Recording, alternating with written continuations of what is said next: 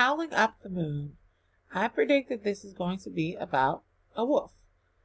Let's see, we're going to number our paragraphs, which means we're going to circle the numbers. 1, 2, 3, 4, 5, 6, 7, 8, 9. We have very short paragraphs here. 10, 11, 12, 13, 14, 15, 16, 17, 18, 19, 20. It'd be very easy to skip over some of these paragraphs since they're so short. 20, 21, 22, 23, 24, 25, 26, and 27. Oh, nope. 28, 29, and 30. There we go.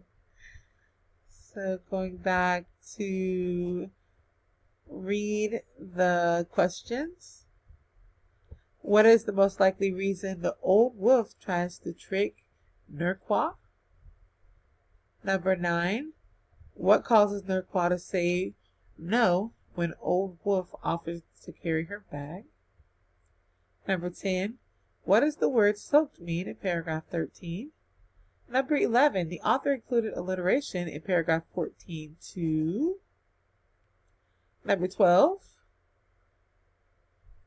In paragraph 27, the word misunderstand means.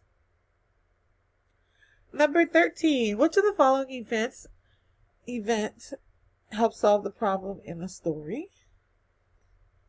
Number 14. What is the main message of the story?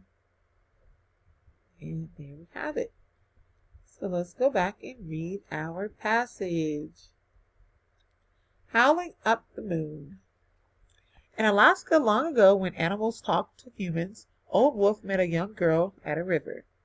What brings you here? Asked Old Wolf. I'm taking food to grandmother, Nurqua replied.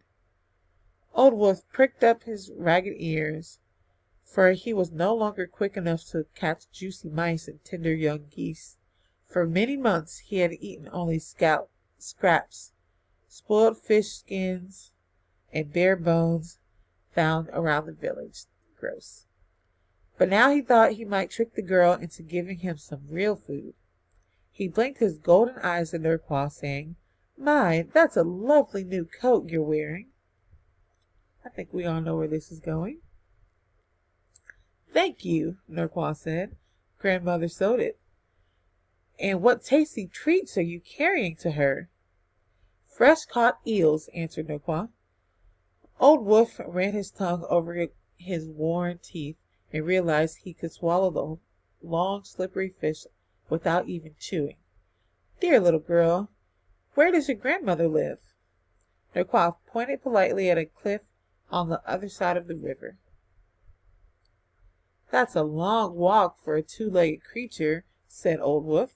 Allow me to carry your bag for you. Not on your life, said Nurqua. My mother warned me to watch out for your tricks. Well then, at least let me carry you across the river on my back so your boots don't get soaked.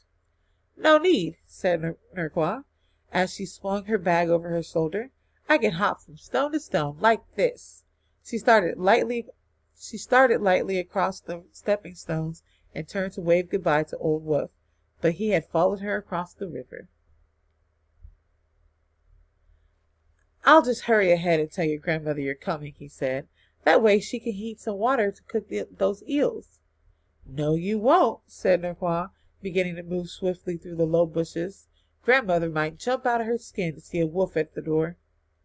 Old Wolf limped along with her. This little girl is hard to trick. She wouldn't let me hold her basket. She wouldn't let me help her across the river. She wouldn't let me go to first to her grandmother's. And she walks much too fast. Then Old Wolf noticed the moon appearing low in the sky. If you give me one of your eels, I'll make some magic for you, he said. Did you know that it is wolves who make the moon rise at night? With that, Old Wolf lifted his nose into the air and howled, while slowly and steadily the full moon began to rise. How lovely! Nurqua exclaimed, clapping her hands in delight. Old Wolf imagined the taste of fresh, oily eel reward until the girl began to giggle. saying, "You know perfectly well the moon rises every night all by itself." Old Wolf's tail drooped, and Nurqua noticed his bony ribs. "You poor old thing," she said. Oops. You're really hungry, aren't you?" Old Wolf answered truthfully, "Yes, I could eat a bear." Nurqua looked at the moon in the sky, smiled at Wolf, reached into her bag, and tossed him a fat, juicy eel.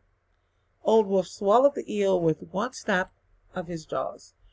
Then he stretched out his front paws and, bowing low to Nurqua, said quietly, "Thank you, little one." Not long after, they finally reached the house of Nurqua's grandmother, which, like all homes in the old days, was built partly underground to keep out the cold sea wind. At the first sound of the old wolf's house, grandmother had come up to see what was happening.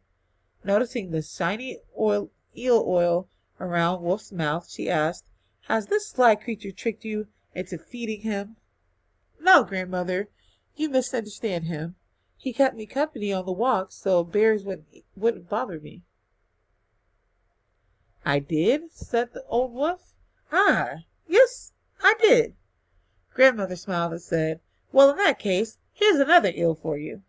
That night, Nurqua and her grandmother ate eel soup, while old Wolf slept just outside, protected from the cold wind by the mound of the underground house.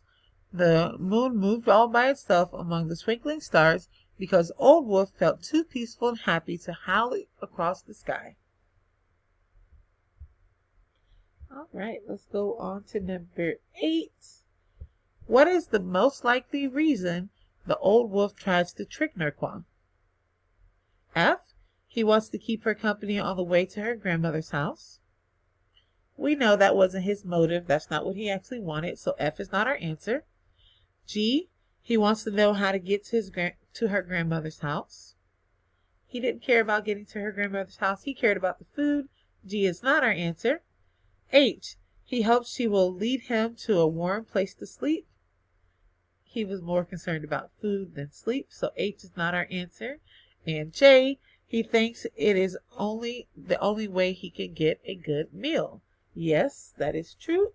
J is our answer. Number 9. What causes Nurqua to say no when Old Wolf offers to carry her bag? So let's go look in our text for our text evidence. In paragraph 11, "That's a long walk for a two-legged creature," said Old Wolf. "Allow me to carry your bag for you." "Not on your life," said Nurqua. "My mother warned me to watch out for your tricks." So she says no because her mother warned her to watch out for his tricks. So let's read our answer choices. A. She knows she is stronger than Old Wolf. Nope, that's not what the text said. B. She fears Old Wolf will tear a hole in the bag. Not what the text said. C. She thinks Old Wolf will drop her bag in the river. Not what the text said. And D. She remembers her mother warned her against Old Wolf. Yes, we found our text evidence for that in paragraph 12. Number 10. What does the word soaked mean in paragraph 13? So let's go read that sentence. "Well then, at least let me carry you across the river on my back so your boots don't get soaked." Does that mean F, extremely wet? Could be because they're talking about crossing a river. G, dry? Nope. H, clean, so your boots don't get clean? Nope, that's not the answer. Or J, lost? No, we know our answer here is F. Number 11. The author included alliteration in paragraph 14. So let's go to paragraph 14. And let's think. Alliteration means that if we have multiple words that start with the same letter. So paragraph 14 says, "No need," said Nurqua as she swung her bag over her shoulder. "I can hop from stone to stone like this." She started slightly across the stepping stones and turned to wave goodbye to Old Wolf, but he had followed her across the river. Our alliteration here is stepping stones. So why did the author include that? A, to suggest that Nurqua is in a hurry to get to her grandmother's house. It doesn't really show that she's in a hurry in this story. A is not our answer. B, support the idea that Nurqua must be careful in crossing the freezing river. Didn't say that. B is not our answer. C, draw attention to the fact that Nurqua can cross the river without Old Wolf's help. Could be because he's trying to offer her help even though she can do it on her own through the stepping stones. So we'll put an M for maybe. D, to point out that Nurqua is moving as fast as she can in order to get away from Old Wolf. That is not why the author included the alliteration stepping stones. Our answer here would be C. Number 12, in paragraph 27, the word misunderstands means misunderstand in paragraph 27. No, grandmother, you must understand him. He kept me company on the walk so the bears wouldn't bother me. Does that mean familiar with? No. Are wrong about? Could be, because grandmother thought that he was bothering her. H, admire? No. And J, bother? No, she's saying you misunderstood him. You're wrong about him. Her answer is G. Number 13. Which of the following event helps solve the problem in the story? A, Nurqua meets Old Wolf by a river. No, that's not solving our problem. B, Old Wolf has food and a place to sleep. Could be our answer. We'll put M for maybe. C, Nurqua gives Old Wolf an eel. Very well, our answer. Better than B, so we can cross off B because this is an even better answer. D, Old Wolf is supposed to say fails.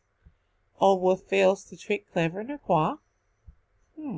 That is not solving our problem. The answer here is C, because once she gives him the eel, he is no longer trying to trick her. Number 14. What is the main message of this story? So what is the moral of this story? F, if you work hard, you will succeed. That's not what this story is teaching us. G, be safe and keep your promises. She never promised him anything, and he never promised her anything, so G's not our answer. H, stand up for what you believe in. That moral has nothing to do with the story. That's not our answer. Or J, it is important to be kind to those who need help. Yes, that is what she did with the starving wolf. So our answer here is J. Alrighty. So now that you guys know how you did on your test, you are going to put this into your data folder with your grade. I have attached your grade in the comments so that way you can see how you did. And then we're going to go and start our Black History Month celebration. And then next week, you will be given test corrections for this Module 7 unit assessment.